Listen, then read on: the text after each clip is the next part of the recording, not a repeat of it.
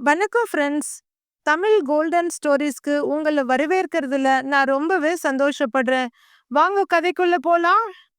நாம் இன்று பார்க்க போவது அண்ணியின் சூழ்ச்சி. நடந்தது என்ன? படுக்கையில் படுத்தபடி மொபைலில் இன்ஸ்டாகிராம் பார்த்து கொண்டிருந்தான் ராமநாதன். தலையை திருப்பி கடிகாரத்தை பார்த்தான். கடிகாரம் மணி 10 என்றது. இன்னுமா இவளுக்கு வேலை முடியவில்லை என்று மனைவியை பற்றி மனதுக்குள் யோசித்துவிட்டு மீண்டும் இன்ஸ்டாவில் ரீல்ஸ் பார்க்க ஆரம்பித்தான். கணவன் தூங்காமல் தனக்காக காத்திருப்பான் என்று அவசர அவசரமாக பாத்திரங்களை கழுவி வைத்துவிட்டு கேஸ் ஸ்டவ், அடுப்பு மேடை என்று அனைத்தையும் சுத்தம் செய்துவிட்டு கையில் பால் டம்ளருடன் பெட்ரூமுக்குள் வந்தாள் ராதா. ராதா, ஏன் இவ்வளவு நேரம் பண்ற? பகல் பூரா சீரியல் பார்க்குற, ராத்திரி ஆனா வேலை இருக்குன்னு சொல்லி என்னை காக்க வச்சுக்கிட்டு இருக்க என்று எரிச்சலுடன் கேட்டான் ராமநாதன். ஏன், எனக்காக கொஞ்ச நேரம் காத்திருந்தா கொறிஞ்சா போயிடுவீங்க என்று கொஞ்சலாக கேட்டபடி அவன் அருகில் நெருங்கி உட்கார்ந்தாள். சட்டென்று ராமநாதனின் கோபம் காற்றில் பறந்தது. அது இருக்கட்டும், அருண் வந்தாச்சா? சட்டென்று ஞாபகம் வந்தவனாய் கேட்டான் ராமநாதன். அப்பவே வந்தாச்சு, சாப்பிட்டாச்சு. வழக்கம் போல லேப்டாப் எடுத்துக்கிட்டு அவன் ரூமுக்குள்ள போயாச்சு. சொல்லியபடி அவன் கைகளை எடுத்து நெட்டை எடுக்க ஆரம்பித்தாள் ராதா. இப்போது ராமநாதனின் குரல் வெகுவாக குறைந்திருந்தது. ஆமா, உங்ககிட்ட ஒன்று கேட்கணும்னு நினச்சிக்கிட்டு இருந்தேன். நேத்திக்கு தரகர் வந்து பொண்ணை பற்றி சொன்னப்ப நீ சரியாவே பேசலையாமே. பாவம், அந்த தரகர் என்கிட்ட வந்து நீ கோபப்பட்டதா சொல்லி ரொம்பவே வருத்தப்பட்டார். என்ன பிரச்சனை ராதா? ஏன் இப்படி அவர்கிட்ட நடந்துக்கிட்ட என்று மனைவியின் முகத்தை பார்த்தபடி கேட்டான் ராமநாதன். இந்த விஷயத்த நான் மட்டுமே தள்ளி போட முடியாது. இதற்கான காரணம் உங்களுக்கும் தெரிந்திருக்க வேண்டும். நான் உங்ககிட்ட உண்மையை சொல்றேன், ஆனா நீங்க என்னைய தப்பா நினைச்சிடக்கூடாது என்று முன்னுரை வாசித்தாள் ராதா. நீ சொல்ற எதை நான் கேட்காம மறுத்து பேசியிருக்கேன்? என்னைய பொறுத்த வரைக்கும் நீ சொல்றது செய்யறது எல்லாமே சரியாத்தான் இருக்கும் என்றான் அவள் கணவன். கணவனின் அந்த வார்த்தைகளை கேட்டதும் உச்சி குளிர்ந்த ராதா அவனை மேலும் நெருங்கி அவனுடைய கையை எடுத்து இடுப்பில் வைத்து கொண்டாள். மெதுவாக அவனுடைய இன்னொரு கையை எடுத்து சுரண்டியபடி, நாம சீக்கிரமே உங்க தம்பிக்கு கல்யாணம் பண்ணி வச்சிட்டோம்னா வரப்போற அவனோட பொண்டாட்டி நம்ம கூட இருப்பான்னு சொல்ல முடியாது. அவனை கூட்டிக்கிட்டு தனி குடித்தனம் போறதுக்கு நிறைய வாய்ப்பு இருக்கு. அப்படியே நம்ம கூட இருந்தாலும் உங்க தம்பியோட சம்பளத்தை அவ கையில தான் வாங்கி கொள்வாள். ஒருவேளை தனி குடித்தனம் போனா அவனோட மொத்த சம்பளமும் அவங்க கூடவே போயிடும் என்று சொல்லி கொண்டிருந்த ராதாவை பார்த்து, எப்படினாலும் அது சரிதானே, கல்யாணத்துக்கு அப்புறம் அவனுக்குன்னு ஒரு குடும்பம், வரவு செலவு எல்லாம் இருக்கும் இல்ல, இதுல என்ன தப்பு இருக்கு என்று மனைவியிடம் கேட்டான் ராமநாதன். இதுல என்ன தப்புன்னு கேக்குறீங்களே, ஞாபகம் வச்சுக்கோங்க, உங்க தம்பி வேலை பார்க்கறது ஐடி கம்பெனியில. அவன் சம்பளம் உங்க சம்பளம் மாதிரி 4 மடங்கு என்று சொல்லிக்கொண்டிருந்த ராதாவின் முகத்தில் வஞ்சகம் தாண்டவம் ஆடியது. தன் மனைவி தன்னுடைய சம்பளத்தை பற்றி கூறியதை கேட்ட மனம் நொந்து போனான் ராமநாதன். அவள் கையில் இருந்த தன் கையை மெதுவாக விடுவித்து கொண்டவன் இன்னொரு கையையும் எடுத்து கொண்டான். என் சம்பளத்துக்கும் என் தம்பி கல்யாணத்துக்கும் என்னடி சம்பந்தம்? இதெல்லாம் தெரிஞ்சுதானே கல்யாணம் பண்ணிக்கிட்டு வந்த என்று மனைவியை பார்த்து சற்றே கோபமாக கேட்டான் அவள் கணவன். கோபப்படாம நான் சொல்றத முழுசா கேளுங்க, கொஞ்சம் பிராக்டிக்கலா யோசிச்சு பாருங்க.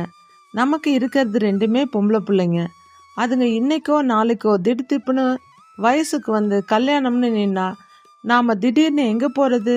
நீங்க சம்பாதிக்கிறத வச்சு அதுக்கு கல்யாணம் பண்ணணும்னா எவனாவது ஒன்றும் இல்லாதவன் கூட தான் நடக்கும்.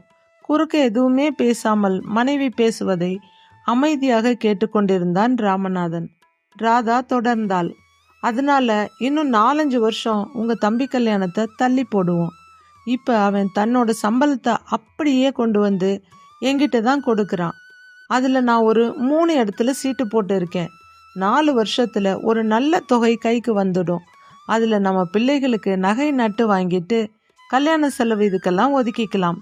மீதி இருக்கதை வைத்து உங்க தம்பிக்கு சிம்பிளா ஒரு கல்யாணத்தை பண்ணி முடிச்சிடலாம் என்றாள் ராதா அவள் கணவனிடம். முழுவதையும் அமைதியாக கேட்டு முடித்த ராமநாதன், வேண்டாம் ராதா, இது ரொம்பவே தப்பு. இப்பவே அவனுக்கு வயசு 32 ஆயிடுச்சு. இன்னும் 4-5 வருஷம்னா அவனுக்கு ரொம்ப வயசாயிடும். அதுக்கப்புறம் பொண்ணு கிடைக்கிறது ரொம்ப கஷ்டம். மேலும் ஊர் உலகத்துல எல்லாரும் என்ன சொல்லுவாங்க, அண்ணன்காரன் தம்பிய கண்டுக்காம விட்டுட்டான் அப்படின்னு என்னத்தான் கேவலமா பேசுவாங்க என்று வருந்தினான் ராமநாதன். அட, நீங்க கொஞ்சம் பேசாம இருங்க, அதான் ஒரு 5 வருஷம் கழிச்சு பண்ணிக்கலாம்னு சொல்றேன் இல்ல என்று குரலை உயர்த்தினாள் ராதா. அவனும் மனுஷன்தானே, அவனுக்கும் உணர்ச்சிகள் இருக்குமில்ல, எத்தனை நாளைக்கு தான் அவனும் தனியா இருப்பான், அவன் செட்டில் இருப்பவர்கள் எல்லோருக்கும் கல்யாணம் ஆயிடுச்சு என்று சொல்லிக் கொண்டிருந்தான் ராமநாதன். அட கடவுளே என்று நெற்றியில் அடித்து கொண்ட ராதா, இங்க பாருங்க, உங்களுக்கு ஒன்றும் தெரியாது, அதனால நீங்க பாட்டுக்கு உங்க வேலையை பார்த்துட்டு இருங்க, உங்க தம்பி கல்யாணம் ஏன் பொறுப்பு, அதை நான் பார்த்துக்கிறேன் என்று சொல்லியபடி படுத்திருந்த கணவன் நெஞ்சின் மேல் தன் தலையை வைத்து கொண்டாள். மனைவியின் அந்த அருகாமை தந்த சுகத்தில் அவன் தன்னுடைய தம்பியையும் அவனது திருமணத்தையும் அடியோடு மறந்து போனான். பொண்ணுங்க ரெண்டும் தூங்கியாச்சா என்ற அவள் காதோரம் கிசு கிசுப்பாக கேட்டான். 2 பிள்ளைகளும் நேரமே படுத்து தூங்கிட்டுதுங்க என்றாள் கிறக்கமான குரலில். மறுநாள் மாலை, அண்ணி எங்க இருக்கீங்க என்று அழைத்தவாறே வீட்டுக்குள் நுழைந்த அருண் எதிரில் வந்த அண்ணியிடம், இந்தாங்க அண்ணி என்று சொல்லியபடி சம்பள கவரை நீட்டினான்.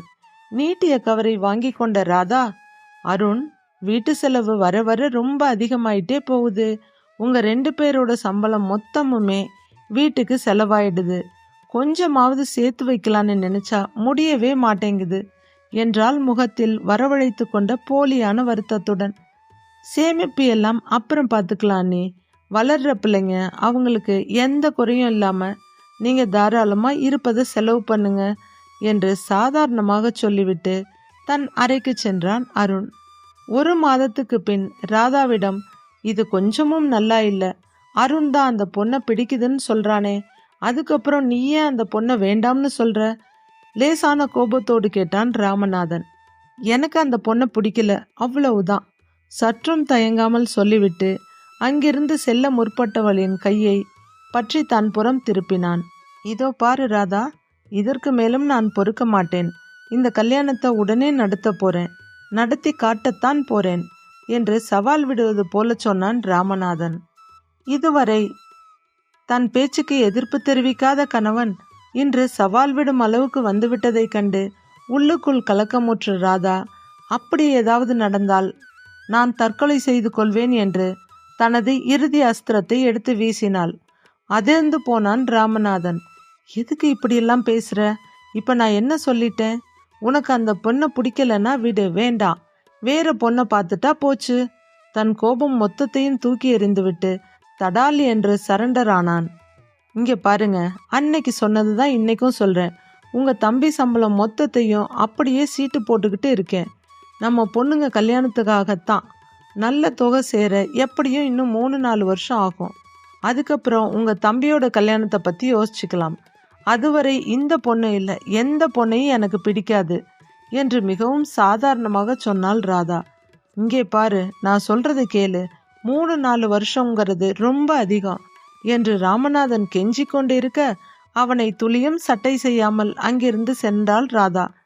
என்ன செய்வது என்று தெரியாமல் தலையில் கை வைத்தபடி அமர்ந்து கொண்டான் ராமநாதன்.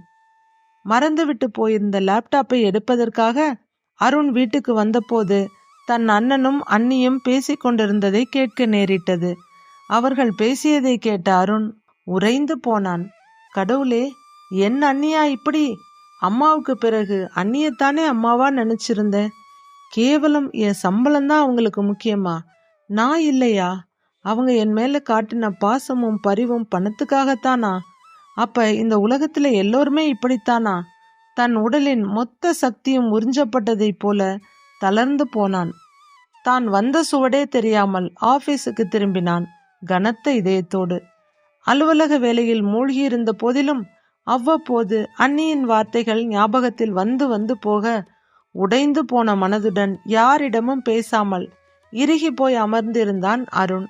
மதிய உணவு இடைவேளைக்கு அனைவரும் எழுந்து சென்ற பிறகும் தன் இருக்கையிலேயே அமர்ந்திருந்தான் அருண். அண்ணி மட்டும்தான் அப்படியா, இல்லை என்னை பிள்ளை போல வளர்த்த அண்ணனும் அப்படித்தானா? நெருடலான கேள்விகள் உள்ளத்தை அறுத்து கொண்டிருக்க அவனது மொபைல் ஒலித்தது. எடுத்து பார்த்தான். ஒரு புது எண்ணிலிருந்து அழைப்பு வந்திருந்தது. சலிப்புடன் எடுத்து ஹலோ என்றான். அருண் சாரா என்றது அந்த குரல். ஆமா, நீங்க என்றான் அருண். சார், உங்க அண்ணனுக்கு ஃபேக்டரியில வேலை செஞ்சுட்டு இருக்கும்போது திடீர்னு நெஞ்சு வலியால துடிக்க ஆரம்பிச்சிட்டாரு. குமரன் ஆஸ்பத்திரிக்கு கொண்டு போய் இருக்காங்க. நீங்க உடனே அங்க போங்க சார் என்று தகவலை மட்டும் சொல்லிவிட்டு போனை கட் செய்தான் ஒருவன். பதட்டத்துடன் எழுந்து மேனேஜரிடம் அனுமதி பெற்று ஆஸ்பத்திரியை நோக்கி பறந்தான் அருண். அங்கு அவன் கண்டது அவனுடைய அண்ணனின் உயிரற்ற உடலைத்தான். ஐயோ அண்ணா, இப்படி என்னை அனாதையா விட்டுட்டு போயிட்டியே. அம்மா அப்பா இல்லாத குறையே தெரியாமல் வளர்த்தியே. இப்போ நட்டாத்துல விட்டுட்டு போயிட்டியே என்று கதறி துடித்தான். தன்னை வந்து கட்டி கொண்டு அழுத அண்ணனின் 2 பெண் பிள்ளைகளையும் பார்த்து துக்கம் வெடிக்க அது ஆஸ்பத்திரி என்று கூட பார்க்காமல் தரையில் உட்கார்ந்து உரத்த குரலில் அழுது கொண்டிருந்தான் அருண். சிறிது நேரத்தில் சுதாரித்து கொண்டவன் மனதை திடப்படுத்தி கொண்டு எழுந்தான். அண்ணனின் இறுதி சடங்குகளை ஒரு ரோபோட் போல செய்து முடித்தான். 1 வருடம் கடந்தும் கூட அந்த பெரிய இழப்பின் தாக்கம் அந்த குடும்பத்திலிருந்து இன்னும் நீங்காமல் இருந்தது. மொட்டை மாடியில் தன் நண்பனுடன் பேசிக்கொண்டிருந்த அருண் அண்ணி காஃபியுடன் வருவதை பார்த்ததும் பேச்சை நிறுத்தி கொண்டான். காஃபியை கொடுத்துவிட்டு ராதா தயங்கியபடி நிற்க, என்ன அண்ணி, என்கிட்ட ஏதாவது சொல்லணுமா என்று கேட்டான். ஆமாம் அருண், நாளைக்கு சாயந்தரம் ஆஃபீஸ்ல இருந்து கொஞ்சம் சீக்கிரமே வந்தீங்கன்னா தரகர் கூட போய் அந்த பொண்ணை பார்த்துட்டு வந்துடலாம். ராதா மெதுவாக சொல்ல, முடியாது அண்ணி, நாளைக்கெல்லாம் வாய்ப்பே இல்லை. ஆஃபீஸ்ல ஆடிட் நடந்துட்டு இருக்கு, வெளியே நகர முடியாத சூழ்நிலை என்றான் அருண். அவள் சங்கடமாய் அங்கேயே நிற்க, இன்னொரு நாளைக்கு போகலாம் அண்ணி, ஃப்ரீ ஆனதும் நானே சொல்றேன். அவன் முடிவாய் சொல்லிவிட அமைதியாய் மாடிப்படிகளில் இறங்கினாள் ராதா. லைனில் இருந்த அருணின் நண்பன் கதிர், ஆஃபீஸ்ல ஆடிட் நடக்குதுன்னு ஏண்டா பொய் சொன்ன என்று கேட்டான். பொண்ணு பார்க்குற நிகழ்ச்சியை அவாய்ட் பண்ணதாண்டா என்றான் அருண். அவங்க கடமையை செய்ய விடாம ஏண்டா அழிச்சாட்டியம் பண்ற? டேய், மரியாதையா நாளைக்கு உங்க அண்ணி கூட போய் அந்த பொண்ணை பார்த்துட்டு வா. நண்பனை செல்லமாய் மிரட்டினான் கதிர். மெலிதாய் சிரித்தபடி, டேய் கதிர், நான் என் மனசுக்குள்ள ஒரு தீர்மானமான முடிவை எடுத்திருக்கேன். இனி என் வாழ்க்கையில கல்யாணம்ங்கிறத பத்தி யோசிக்க கூட போறதில்ல. படிக்கட்டுகளில் இறங்கி கொண்டிருந்த ராதாவின் காதுகளிலும் அருண் சொல்லி கொண்டிருந்தது கேட்க அப்படியே நின்று கவனித்தாள். நான் கல்யாணம் பண்ணிக்கிட்டு போயிட்டா என் அண்ணனோட 2 பொண்ணுங்களுக்கும் யாருடா ஆதரவு? அவங்களுக்கு என்ன விட்டா யார் இருக்காங்க? நாளைக்கு அதுங்க பெருசாகி வயசுக்கு வந்து கல்யாணத்துக்கு நின்னா முன்னாடி நின்று செய்யறதுக்கு யாருடா இருக்காங்க? என்னோட அண்ணியும் பாவம்டா, உலகம் தெரியாதவங்க. அவங்களால வெளியே போய் பணம் சம்பாதிக்கிறதெல்லாம் ரொம்ப சிரமம். என்னோட வருமானம்தான் இந்த குடும்பத்துக்கு ஒரே ஆதாரம். மேலும் என்னை வளர்த்த ஆளாக்கின அண்ணன் இந்த உலகத்துல இல்லாதப்ப அவர் என்னை வளர்த்ததுக்கான நன்றி கடனா நான் இதை செஞ்சுதான் ஆகணும். அண்ணி சொல்றாங்கன்றதுக்காக நான் கல்யாணம் பண்ணிக்கிட்டா வர்றவன் எப்படி இருப்பான்னு யாருக்கு தெரியும்? ஒருவேளை சம்பளம் மொத்தத்தையும் அவள் கையில் கொடுக்க வேண்டி கூட வரலாம். கேட்டுக்கொண்டிருந்த ராதாவின் நெஞ்சே வெடித்து விடும் போல இருந்தது. அது சரிடா அருண், அதுக்காக நீ கல்யாணமே பண்ணிக்காம இப்படியே உன் வாழ்க்கையை கெடுத்துக்கிட்டா என்ன அர்த்தம் என்று கேட்டான் கதிர். அண்ணன் பொண்ணுங்க 2 பேரையும் படிக்க வச்சு அவங்கள ஆளாக்கி கல்யாணம் பண்ணி கொடுக்கறது தான் இனிவன் வாழ்க்கையோட ஒரே குறிக்கோள் என்றான் அருண். டேய், இதெல்லாம் நடைமுறைக்கு சாத்தியப்படுமா? பேசுறதுக்கு நல்லா தான் இருக்கும் சொல்லிக் கொண்டிருந்த கதிரை இடைமறித்தான் அருண். கதிர், எதிர்பாராத சில இழப்புகள், ஏற்றுக்கொள்ள முடியாத சில உண்மைகள், அனுபவிக்க முடியாத சில சந்தோஷங்கள், கிடைக்காத சில பாக்கியங்கள், இதெல்லாம் சேர்ந்தது தான் வாழ்க்கை. இப்படி வாழ முடியுமா, அப்படி வாழ முடியுமா என்று யோசிப்பதை விட இப்படித்தான் வாழணும்னு ஒரு வரைமுறையை உருவாக்கி கொள்ள வேண்டியதுதான்.